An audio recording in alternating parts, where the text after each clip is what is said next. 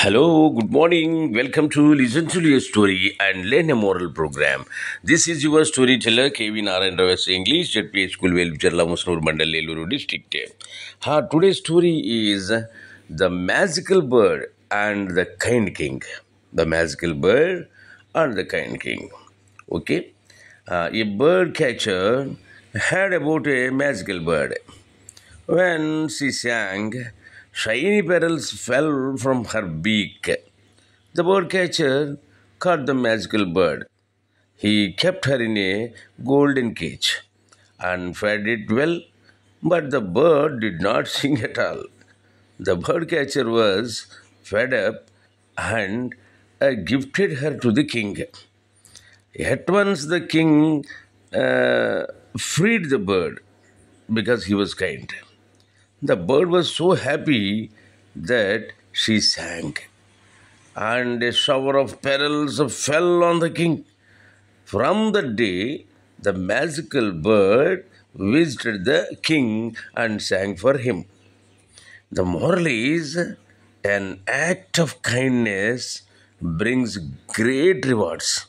An act of kindness brings great rewards. Okay, ఈ కథ తెలుగులో కూడా ఒక్కసారి విని అర్థం చేసుకోండి.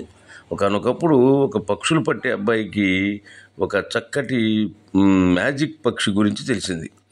ఏంటి ఆ పక్షి యొక్క విశిష్టత అంటే, ఆ పక్షి పాట పాడితే దాని నోట్లో నుంచి ముత్యాలు రాలేవట. అయితే అతను ఎట్లా కష్టపడి ఆ పక్షిని పట్టుకుని ఒక బంగారు పంజరంలో పెట్టి మంచి ఆహారం పెడుతూ పెంచాడు. కానీ ఒక్క రోజున కూడా ఆ పక్షి పాట పాడలేదు, ముత్యాలు రాలేదు. సరే, ఇక అతను విరక్తి చెంది చివరికి ఏమనుకున్నాడంటే, ఇది రాజుగారికి ఇచ్చేస్తే మంచిది, పాపం ఆయన దగ్గర ఉండడం మంచిది ఇట్లాంటి పక్షి అని చెప్పి తీసుకెళ్ళి రాజుగారికి బహుమతిగా ఇచ్చేశాడు.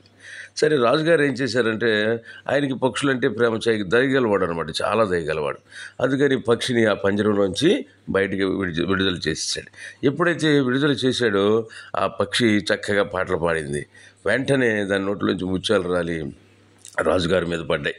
అంతేకాదు, ఆ రోజు నుంచి ప్రతిరోజు ఆ పక్షి ఎక్కడున్నా సరే ఓ రోజున ఒక్కసారి వచ్చి ఆ రాజుగారి దగ్గర పాటలు పాడి ముత్యాలు ఇచ్చి వెళ్తూ ఉండేదన్నమాట.